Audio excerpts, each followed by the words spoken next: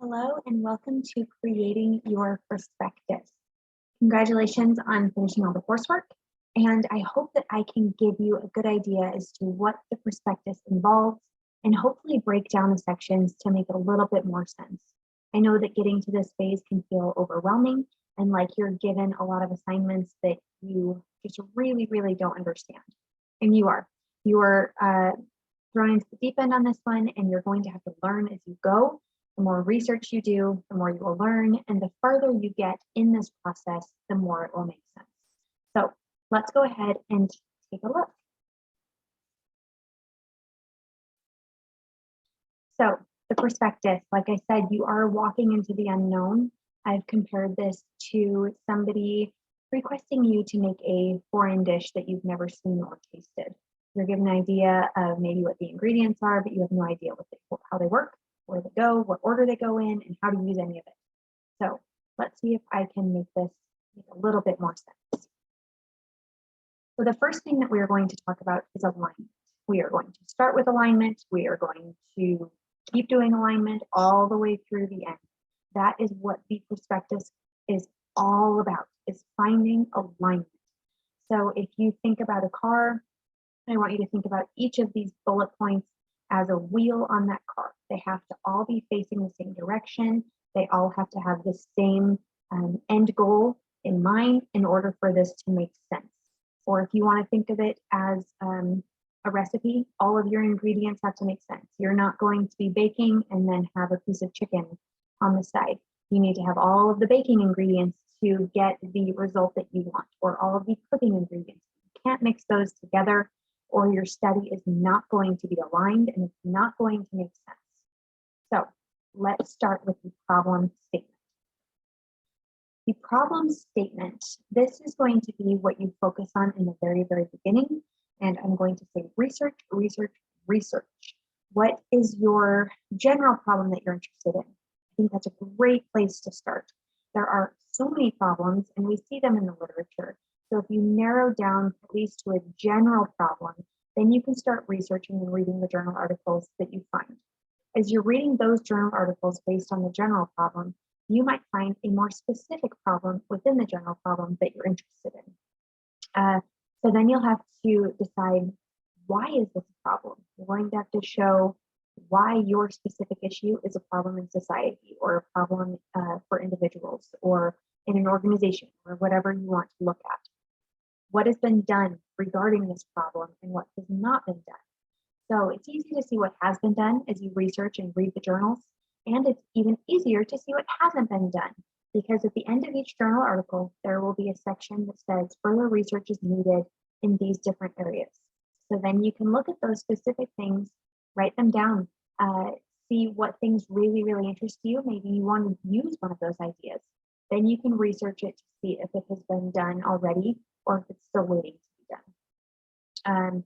Is this still a problem that hasn't been studied? Again, when you find those interesting things in the further research, or if you come up with your own idea, make sure that it has not been done before. Otherwise, this is not original research. And you have to show that this problem is supported by literature. This process is not based at all on your opinion. You're going to have to state every single thing you state will need to have a source that proves what you're saying is true. So how is this problem supported by the literature? Is it stated as a problem? What problems are the results of this? I know that this is in a different order than the prospectus sheet, but I think that theory is the next most important thing that you need to understand. Theory is very broad, and I think this is where a lot of students really struggle, because it can be overwhelming and you don't fully understand the purpose of a theory within a study until you really dive into it. And in a lot of ways, you start planning your questions, or you start preparing for your study. So let me kind of give you an idea as to why theory is so important. And I know with the residencies, they talk about that the theory is the lens that you are looking at. So when you are looking at your problem that you want to study, a theory really is the lens that you're looking at it through. So in order to understand what kind of research questions you can ask, if you want, you can do it either way. You can ask a question, then find a theory that backs it up. I say find a theory, and then you'll understand how to format and formulate your question. So you will have to do a lot of research on theories. And depending on the problem that you are looking at, for example, mine was marriage and divorce or families. And if you look up theories related to family systems, you will see many of them. So you can research theories that are generally related to your topic. And I recommend that you read through those, you really understand how they work, and hopefully it will give you an idea as to how that will be implemented into your study. So you can look at what's been done with this theory in the past, and how it does relate to your study. For example, my study was, what are the attitudes of marriage and divorce among adult children of grade divorce? That was because I used social learning theory. And social learning theory emphasizes that what you see in your life can be more impactful than what you're told verbally. And that, kind of that monkey see, monkey do aspect of things. So I was looking at what children observed in their parents' marriage when they were children, as well as what children observed in their parents' marriage when they were adults, and how that impacted their attitudes. So hopefully you can see kind of how that goes. So the theory is what grounded my study into that format, into the observation of what these adult children saw, and then how it impacted them. So you will have to research. Another thing that you'll need to know is that after your prospectus is approved, the next section will involve you supporting why you chose that theory, why it's relevant to your problem or study, and what other theories that you looked at and why you did not choose them, why they were not the best fit. So I recommend finding a good 3, 5, 10, however many theories that you feel comfortable with, learning about them, understanding how they work, understanding how they're used in research, and writing them down in layman's terms, and kind of those key words that you see with each theory. And that may give you a better understanding as to how it will fit with your study, and how you can format your question in order to be answered through that theory's lens. Next is the research question. So again, you're going to put those things together. You're going to find the general problem. You're going to find an even more specific problem within that general problem. And then you're going to have a theory. And then once you have those different things, you can put your question into place. What are the attitudes of marriage and divorce among adult children of grade divorce? That's my question. And I had to put my problem with my theory. So hopefully, once you get your research question, again, you can do your research question and then find a theory that will help you discover that research question, or you can find a theory to help you format your research question. Next is the purpose. What are you doing? What are you trying to understand or determine? And that will go directly with your research question. I was trying to understand the attitudes of adult children of grade divorce in regards to marriage and divorce. So it should just be a statement of your question. The whole purpose is to understand or learn or determine the answer to your question. The nature of the study or the method. Are you going to use a quantitative, qualitative, or you can go mixed method and do a little bit of both? So you're going to look at all of these different things to determine which one is best for you. Are you going to do a treatment control? Are you going to do a single subject or other quantitative approach? Or are you leaning more toward a qualitative method in which you do a generic qualitative design or case study? Again, you'll have to research these, because all of these different methods of how to study will determine how many participants you need, what measures you can use, and how you will format your study. They're all different.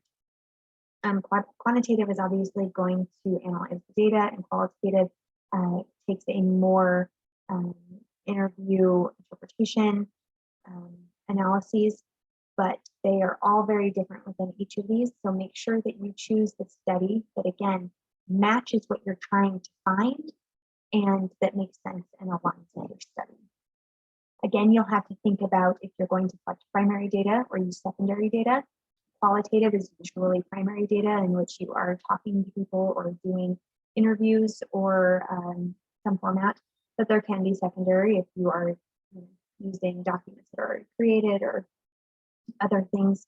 As far as quantitative goes, that tends to go a little bit more toward primary or secondary if you're going to collect all of your own data, or if you're going to use a national site or a government site, or if you have an organization in which is going to give you the data. Where are you going to collect it and from whom? Make sure you think about that, because there are certain populations or certain organizations that maybe will or will not allow you to collect the data. And you'll also want to be careful when you're working with vulnerable populations, which would include children, prisoners, abused victims. The school may have a hard time allowing you to do that, and if they do, it's going to be a lot more work on your side.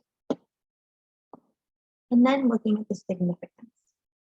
Once you put all of these things together, once you have your problem and you understand how you're going, you have your question and you understand how you're going to look at this question in order to interpret it, you have to know what's the significance of this study. Does it matter? Who's going to benefit from this? Is it going to be counselors and therapists? Is it going to be schools and school districts, principals and teachers? Is it going to be parents? Is it going to be certain nonprofit organizations? Is it going to be government agencies? All of these different things, you have to make sure that what you're studying matters. You have to determine what you're going to learn from it, and all of these different things, because if there's not a significance to your study, does it really need to be done? So make sure you understand the population that is going to benefit from this understanding. So again, we are back to alignment. You have to make sure that the problem statement that you have is really a problem, that your research question is addressing the problem that you have, and that your theory allows you to look at this question in a way that can bring about answers that will answer the question. Again, your purpose has to answer the question as well, and how you create your study and how you gather the data and how you collect all of these things, again, have to align. If you want to understand the attitudes of something, then you'd have to use a quantitative measure to do that, or you'd have to do interviews. But you are not going to understand the attitudes of marriage and divorce by observing people of a certain population. So you have to make sure that how you're collecting the data makes sense to how to answer the question that you're asking. And again, the significance of this study, you have to know that that this study matters, that it's going to make a difference, and who it's going to impact. So if you can write down each of these things on a piece of paper involving your study, just one sentence or one word, write it down in order of this or of your prospectus sheet, and say it out loud. Talk about how your problem statement is a problem, how the theory is going to help you see the problem, how the theory is going to help answer your research question, how your purpose is answering your research question. Write it all down and make sure that it makes sense. Make sure that everything is in alignment. Make sure that you fully understand exactly what you're looking at. If this still doesn't quite make sense, talk to a peer that's already done this. Talk to your chair. Do some more research on understanding which aspects that you don't fully understand. I know that this can really feel like a lot, and it can be overwhelming, and you've never done this before. I get it. I've been there. It's really, really hard to create something that you've never created before and to build something that you have no idea what you're building. So be patient with yourself and just go step by step. And if you can find your problem, then you can work your way through all of these different things to find alignment. So good luck, and I hope that this was helpful in your perspective.